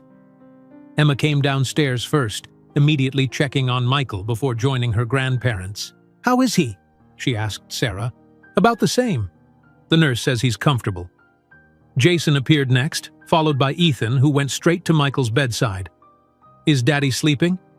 he asked. "Yes, sweetie," Sarah replied. "He needs lots of rest." After breakfast, Sarah gathered everyone in the kitchen to organize a schedule. "The nurse will be here during the day, but we need to take turns sitting with Dad at night," she explained, writing on a notepad. "I'll make a rotation." "I want to help," Ethan said. Sarah smiled at him. "You can help by talking to your dad when he's awake and drawing pictures to put near his bed." Jason studied the schedule. "I'll take the late-night shift. I don't sleep much anyway." "I'll make a chart for the refrigerator," Emma offered, "so everyone knows when it's their turn." By midday, The house had transformed. The living room now contained the hospital bed, an oxygen tank, and various medical supplies. Photos of the family surrounded Michael's bed, and Ethan's colorful drawings covered the nearest wall. Dr. Freeman arrived at 2 in the afternoon, examining Michael and speaking quietly with the nurse. "How long?" Sarah asked when they stepped into the kitchen. "It's difficult to say exactly," the doctor replied. "His body is shutting down. Could be days, could be a week or so." Sarah nodded, swallowing hard. "What should we expect?" "He'll sleep more, eat less. There may be confusion. The medication will keep him comfortable." Dr. Freeman placed a hand on her shoulder. "Call us anytime, day or night. That's what hospice is for." After the doctor left, Sarah found Ethan curled up beside Michael on the bed, telling him about the ducks at the park. "They liked the bread I threw, Daddy. One duck had babies following her. They were so small." Michael's eyes were barely open, but he smiled. "That sounds nice, buddy." Sarah watched from the doorway, her heart aching for the time father and son would never have. Throughout the afternoon, neighbors began to arrive with food. Word had spread that Michael was in hospice care. Mrs. Wilson from next door brought a lasagna. The Martinez family delivered homemade soup. Even Sarah's co-workers from the hospital sent flowers and casseroles. "You don't have to worry about cooking this week," Linda told Sarah, organizing the refrigerator. "People really care about you." "I never realized," Sarah said, surprised by the outpouring of support. By evening, Michael was more alert. He asked to speak with each family member individually, starting with Jason. When everyone else had left the room, Jason sat awkwardly beside his father's bed. "I don't know what to say," he admitted. "You don't have to say anything," Michael replied. "I just want to tell you some things." He paused, gathering strength. "You're becoming a good man, Jason." "Better than I was." "Dad, let me finish. I need to say this." Michael reached for Jason's hand. "Being a man isn't about never making mistakes. It's about how you handle them when you do. Take care of your mom and your sisters, and your music. Don't give it up. You have a gift." Jason's eyes filled with tears. "I wish we had more time." "Me too, son. Me too." Next, Michael spoke with Emma. She sat straight-backed in the chair, notebook in her lap. "Always prepared." Michael smiled weakly. "That's my Emma. I've been researching pain management techniques," she began, flipping pages. "Emma," Michael interrupted gently, "put the notebook down." Reluctantly, she closed it. "You're brilliant," Michael told her, "but life isn't just about academics. Don't forget to live while you're learning." "That's easy for you to say," Emma replied, her voice tight. "You lived. You had experiences. You made mistakes and had adventures. I've never done anything except study." "Then change that. Promise me you'll try new things, make friends, fall in love someday." Emma wiped away a tear. "I'm scared." "Of what?" "Of failing. Of not being perfect." "Perfect is boring." Michael smiled. "Trust me on this." With Sarah, Michael was most emotional. When they were alone, he tried to sit up straighter. "Don't," Sarah urged. "Save your strength." "For what?" Michael asked with a hint of his old humor. "Big dance later?" Despite herself, Sarah smiled. Always the comedian. "Sarah," Michael's tone turned serious. "I need to say thank you." "You already did." "Not enough. Never enough." He looked at her directly. "You raised 2 amazing kids with no help from me. You're going to raise Ethan to be amazing too. You're the strongest person I've ever known." Sarah couldn't speak past the lump in her throat. "I know I hurt you," Michael continued. "Worse than anyone ever should be hurt. I can't undo that. But I need you to know that my biggest regret isn't the drinking or even the affair. It's that I threw away the best thing in my life, our family." Finally, Michael spent time with Ethan, telling him stories and answering his questions about heaven. "Will you be able to play soccer in heaven?" Ethan asked. "I bet they have the best soccer fields," Michael assured him. And will you watch me when I play? Every game. The next morning, Jason's school counselor called Sarah. I understand your family is going through a difficult time, Mrs. Peterson said. Jason's teachers are concerned about his missing assignments. His father is dying, Sarah explained tiredly. School isn't his priority right now. We understand. That's why I'm calling. We'd like to offer some accommodations. Similar calls came from Emma's teachers. Both children were falling behind, but the schools were willing to work with them during this family crisis. In the evening, Emma sat with Michael while the others ate dinner. "Dad?" she asked, noticing his eyes were open. "Can I read you something about the treatment I found?" "Emma," Michael whispered. "It's too late for that." "But this doctor in Sweden—" "Emma," Michael said again more firmly. "I'm dying." "It's okay." Tears filled her eyes. "It's not okay. Come here." He patted the bed beside him. When she sat, he continued, "Life isn't something you can control with enough research. Sometimes things just happen. It's not fair. No, it's not. But you can't spend your life fighting against what is. You have to learn to accept and move forward." After dinner, Jason disappeared into his room. When he emerged an hour later, he was carrying his guitar. "I wrote something," he announced to the family gathered around Michael's bed. "I'd like to play it." He sat on a chair near his father and began to play a simple, beautiful melody. When he sang, his voice was clear and strong. The song was about forgiveness, about the pain of betrayal, the difficulty of letting go, and the freedom that comes from moving forward. By the final verse, everyone was crying. Even Ethan, though he didn't fully understand the words, felt the emotion in the room. When Jason finished, Michael reached for his hand. "Thank you," he whispered.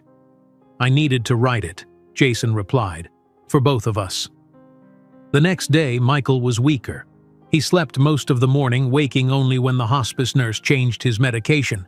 During a moment of clarity in the afternoon, he asked for everyone to gather around his bed. "I want to give you each something," he said. From a small box beside him, Michael withdrew items he'd asked Sarah to collect from his room. For Jason, he had his grandfather's pocket watch. For Emma, a first-edition book of poetry their mother had given him when they were dating.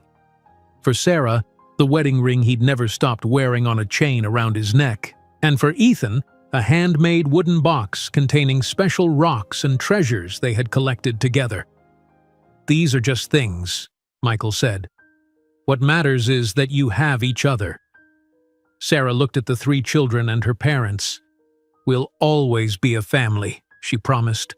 "All of us." Later that night, when the house was quiet, Jason sat beside his father during his shift of the rotation. "Dad?"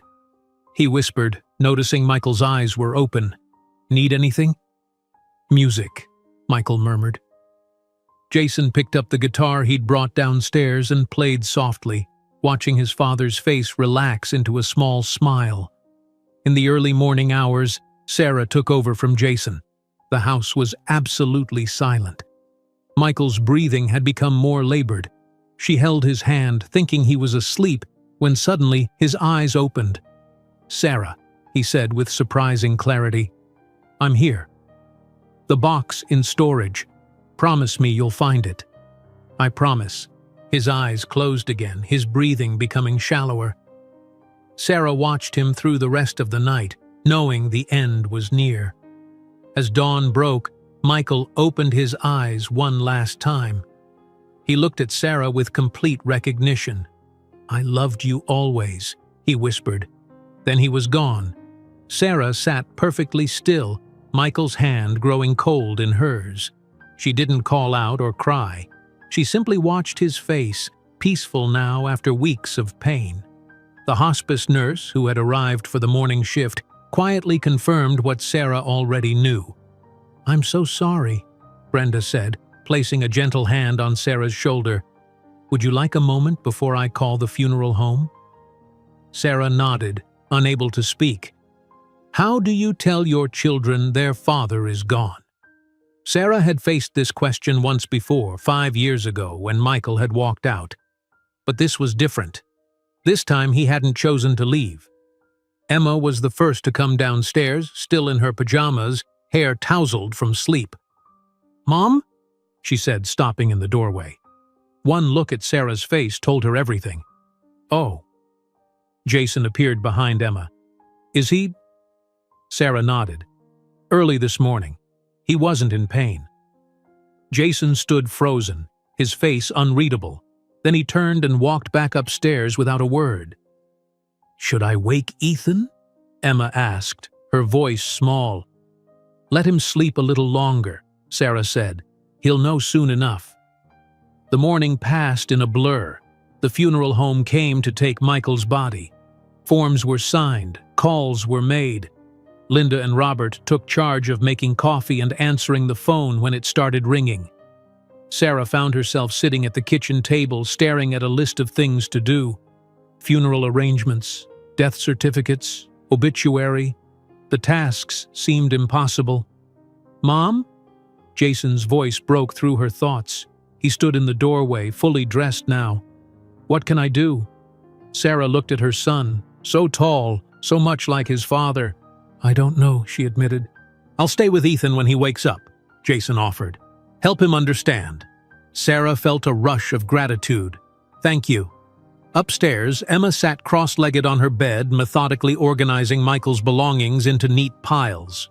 Clothes, books, toiletries. Sarah found her there, surrounded by these small remnants of her father's life. "Emma, honey, you don't have to do this now." "I need to," Emma said without looking up. "It needs to be organized." Sarah sat beside her daughter. "It's okay to cry."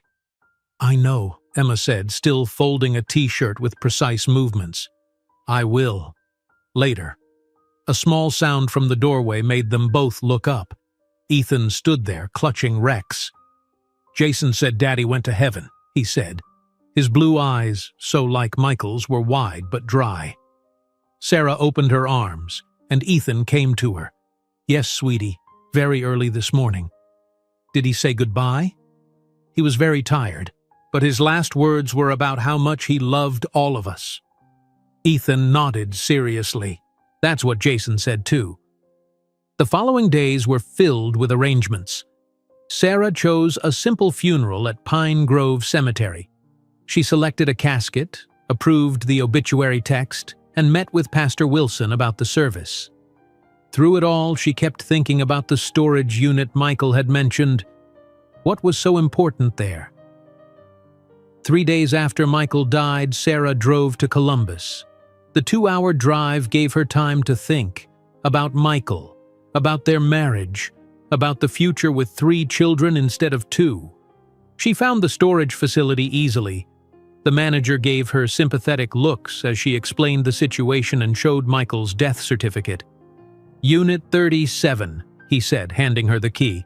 "Take all the time you need, ma'am." The storage unit was small but neat. Boxes lined the walls, each labeled in Michael's handwriting: kitchen, books, winter clothes. In the back corner, she found the box marked family, and inside were 3 sealed envelopes with names: Jason, Emma, and Ethan. A 4th envelope said Sarah. Beneath these were journals, dozens of them, dating back years. Sarah opened the one from 3 years ago when Michael had gotten sober. His handwriting was shaky. Day 1 without drinking, again. But this time has to stick. I dreamed about Jason and Emma last night. They were still children in my dream, but I know they're teenagers now. What do they look like? What are their voices like? I've missed so much. The shame is unbearable. Sarah closed the journal, tears blurring her vision. She flipped through others, reading random entries. Found a newspaper article about Emma winning the state science competition. Cut it out and saved it. So proud, but have no right to be. Searched online for Jason's school. Found a video of a concert he was playing guitar. When did he learn to play? He's incredible. I watched the video 20 times. Sarah was stunned. Even from a distance, Michael had tried to follow their lives. At the bottom of the box, she found a folder marked Important. Inside was a life insurance policy. Sarah gasped when she saw the amount, $500,000. The beneficiaries were listed as Sarah Reynolds, 40%, Jason Reynolds, 20%, Emma Reynolds, 20%, and Ethan Reynolds, 20%. A note was paperclipped to the policy. "Sarah, I've kept this current even when I couldn't afford much else. It won't make up for everything, but it might make Ethan's future with you a little easier. And maybe Jason can pursue music school and Emma her dreams too." Michael. Sarah sat on the concrete floor of the storage unit, surrounded by pieces of Michael's life, and finally allowed herself to cry. When she returned home that evening, she found Jason and Ethan in the backyard. Jason was showing the little boy how to throw a football. "Like this?" Ethan asked, his small face serious with concentration. "Perfect," Jason encouraged. "Now try to hit that tree." Sarah watched them for a moment before going inside, where Emma was helping Linda prepare dinner. "Did you find the storage unit?" Emma asked. "Yes. There are letters for each of you. I'll give them to you after dinner." The funeral was held on a Thursday morning. The small church was surprisingly full. Michael's recovery friends came, many of whom Sarah had never met. They shared stories of how Michael had helped them stay sober, how he'd spent hours on the phone talking newcomers through tough nights. "He saved my life," a man named Tom told Sarah. "I had 3 months sober when I wanted to drink so bad I couldn't see straight. Michael sat with me all night in a diner drinking coffee and telling me it would get better." Sarah nodded, trying to reconcile this Michael with the man who had abandoned his family. Jason insisted on playing guitar at the service. He performed a song about forgiveness that left no dry eyes in the church. Emma read a poem. Even Ethan participated, bringing a drawing of his father to place on the casket. After the service, people gathered at the Reynolds home. Sarah moved through the crowd, accepting condolences, making sure everyone had food. "You doing okay?" Lisa, Sarah's friend from the hospital, asked. "I'm managing," Sarah replied. "The kids are my priority now." "All 3 of them," Lisa noted, watching Ethan show his dinosaur to another child. "Yes, all 3. When the last guests had gone, Sarah sat with her children in the living room where the hospital bed had been. It felt empty now. "I have something for each of you," she said, bringing out the envelopes from the storage unit. "Your father wrote these for you to read privately." Jason took his letter and went to his room. Emma did the same. Ethan needed help understanding what the letter was. "It's a special message from your daddy," Sarah explained. "I can read it to you if you want." Ethan nodded, climbing onto her lap. The letter was simple, written for an 8-year-old to understand. Michael told Ethan how proud he was to be his father, how sorry he was to leave him, and how much he would always love him. He wrote about Jason and Emma, telling Ethan they would be the best big brother and sister anyone could have.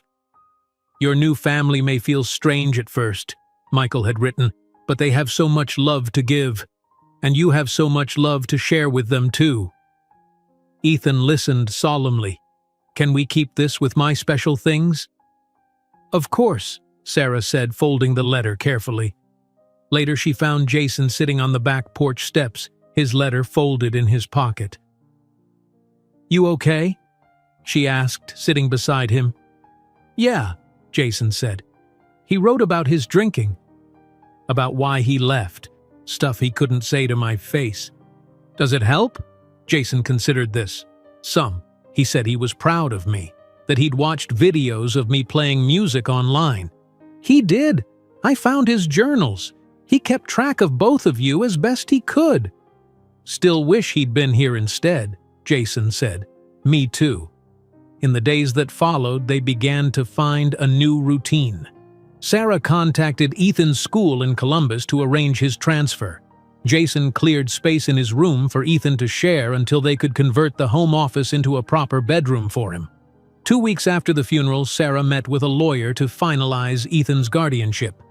"These papers make you his legal guardian," the lawyer explained, pushing documents across the desk.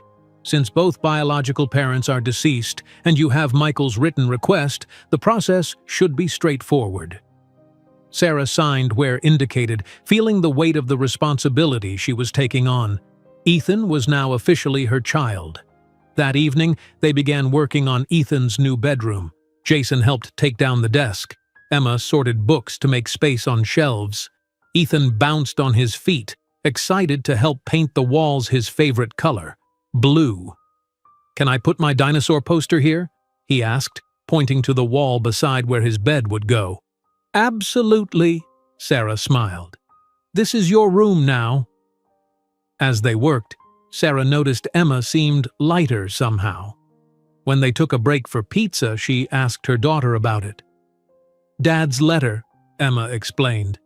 "He told me to live broadly, not just deeply. I didn't understand at first, but I think he meant I should experience more of life, not just study it." "That sounds like good advice," Sarah said.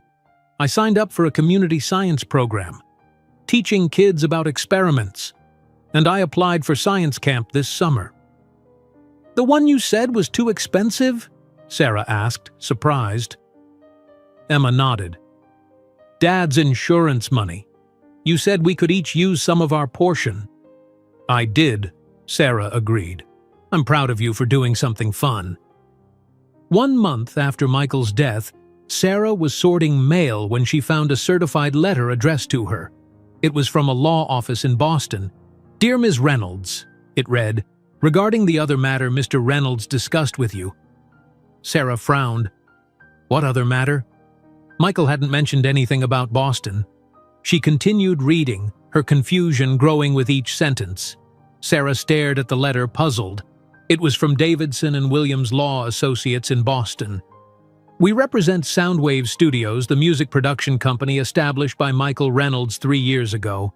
Mr. Reynolds indicated he had discussed this matter with you before his passing, but in case he was unable to do so, this letter serves as official notification that your son, Jason Reynolds, has been offered an internship position with the company this summer." "What?" Sarah said aloud, though no one was there to hear her. The letter continued, explaining that Michael had started a small music production company during his sober years. The business worked with young musicians, helping them record and promote their music. Sarah sat down at the kitchen table, reading the letter again. Michael had never mentioned a music company. Why would he keep this secret? Her phone rang. The caller ID showed a Boston area code. "Hello?" She answered cautiously. "Miss Reynolds? This is David Chen from Soundwave Studios. I'm calling to follow up on the letter we sent. I just received it. I'm confused. Michael never mentioned owning a music company." "He didn't tell you?" David sounded surprised. "Michael founded Soundwave 3 years ago. It was his passion project during recovery. He wanted to help young musicians get started." "And you want Jason to intern there?" "Yes. Michael had been following Jason's music online for years. He was incredibly proud of his talent. The internship would provide professional recording time, mentoring, and industry connections." Sarah was stunned. "I need to discuss this with Jason." "Of course, take your time. The offer stands whenever he's ready." After hanging up, Sarah sat looking at the letter. Even from beyond the grave, Michael had more surprises. That evening, after Ethan was in bed, Sarah called Jason and Emma to the kitchen. "I received something interesting today," she told them, sliding the letter across the table. "Your father had a music production company in Boston." Jason read the letter, his eyes widening. "He watched my videos? He knew about my music? Apparently he followed both your lives as best he could," Sarah explained. "According to this David Chen, your father wanted to offer you an internship at his studio." "Is this for real?" Jason asked. "It seems to be. Mr. Chen said you could visit the studio before deciding." Jason stared at the letter, his face showing confusion, pain, and a hint of excitement. "Why didn't Dad tell me about this himself?" "I don't know," Sarah said honestly. "Maybe he ran out of time. Maybe he was afraid you'd reject the offer coming from him." "What do you think I should do?" Jason asked. That's entirely up to you, Sarah replied, but it sounds like an amazing opportunity. The next day, Emma found Sarah sorting through bills at the kitchen table. "Mom, I've been thinking," she said, sitting down. "Dad wanted us to use some of the insurance money for things that matter to us, right?" "That's right. What about you? What would you do with your portion?" Sarah looked surprised. "I haven't thought about it. It's going into savings for emergencies, college funds. But what about something just for you?" Emma persisted. "You always put us first." Sarah considered this. "I've always wanted to become a nurse practitioner. It would mean going back to school part-time, but the pay would be better and the hours more flexible." "You should do it," Emma said firmly. "Apply for the program." 2 weeks later, Jason flew to Boston to visit Soundwave Studios. He returned looking more animated than Sarah had seen him in months. "The studio is amazing," he told her, dropping his overnight bag in the hallway. "They have professional equipment, sound engineers, everything. And they want me to help produce tracks for other artists too, not just record my own stuff." "Are you going to accept the internship?" Sarah asked. Jason nodded. "I think so, but it would mean deferring college for a year." "If that's what you want, I support you." "Thanks, Mom." Jason paused. "I still don't understand why Dad never told me about this himself." "I think," Sarah said carefully, "your father was afraid you wouldn't want anything from him, that your anger was too deep." "Maybe it was," Jason admitted. "But now what? Now I wish I could thank him." Meanwhile, Ethan had started seeing a therapist, Dr. Martinez, who specialized in children dealing with loss. After their third session, Dr. Martinez spoke with Sarah. "Ethan is showing remarkable resilience," she told Sarah. "He misses both his parents deeply, but he's also adapting to his new family. He still has nightmares," Sarah said. "That's normal. But he feels safe with you all. He told me Jason checks under his bed for monsters every night." Sarah smiled. "Jason takes that job very seriously." At home, plans for renovating the house moved forward. The office had been converted into Ethan's bedroom, painted blue with dinosaur decals on the walls. Now they were discussing updating the kitchen and adding a small music studio in the basement for Jason. "We could take down this wall," Emma suggested, pointing to the kitchen layout they'd sketched. "Make the space more open." "I like that idea," Sarah agreed. "And maybe new countertops." "Can my room have stars on the ceiling?" Ethan asked, coloring a picture at the table. "Absolutely," Jason replied. "I'll help you put them up." The house renovation symbolized how they were rebuilding their lives, not erasing the past, but creating something new that honored what came before. One evening in May, 6 months after Michael's death, Sarah called a family meeting. "Today would have been your father's 44th birthday," she began. "I thought we could have a special dinner to remember him." They prepared Michael's favorite foods: grilled steak, baked potatoes, and chocolate cake. They set the table with the good dishes and placed a photo of Michael in the center. As they ate, they shared memories, both difficult and fond ones. "Remember when Dad took us fishing at Lake Monroe?" Emma said. "And he fell in trying to get your hook unstuck, Jason?" "He was soaking wet," Jason laughed. "But he still insisted on cooking the fish we caught." "They were burned," Emma smiled at the memory. "My daddy took me fishing too," Ethan offered. "We caught a really big fish once. He said it was almost as big as me." Sarah watched her children share these stories, healing through their shared memories. After dinner, Jason cleared his throat. "I have an announcement. I've decided to accept the internship at Soundwave. I'm deferring college for a year." "That's wonderful, honey," Sarah said. "I'm going to bring Ethan to visit the studio this summer," Jason added. "They have a program for kids to learn about music." "Can I really go?" Ethan asked excitedly. "Of course, buddy. We'll make it a special trip." "I have news too," Emma said. "I got accepted to the science camp in Washington. It's for 2 weeks in July." "The one you said was too frivolous last year?" Sarah asked. Emma nodded. I decided Dad was right. I need to experience more, not just study all the time. I'm proud of you, Sarah said. Both of you. She took a deep breath. And I've also made a decision. I'm reducing my hours at the hospital and starting classes toward becoming a nurse practitioner in the fall. Mom, that's great, Emma exclaimed. It's something I've wanted for a long time, Sarah explained. The hours will be better, which means more time with all of you. And eventually, the pay will be better too. We should make a toast, Jason suggested, raising his water glass. To Dad. He wasn't perfect, but in the end, he tried to make things right. To Dad, Emma agreed, raising her glass. To Daddy, Ethan added. To Michael, Sarah said softly. And to us, to new beginnings. They clinked glasses as the evening sun streamed through the windows. Later that night, after Ethan was asleep, Sarah found Jason playing guitar softly on the back porch. That's beautiful, she said, sitting beside him. Something new? Something for the studio, he replied. I'm going to record it in Boston. Your father would be so proud. I think he'd be proud of all of us, Jason said. Emma's doing more than just studying. You're going back to school. Ethan's adjusting so well.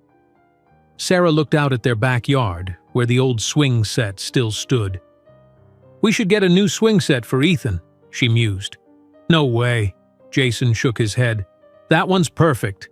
I'll fix it up, give it a fresh coat of paint. Some things are worth keeping, even if they're a little broken.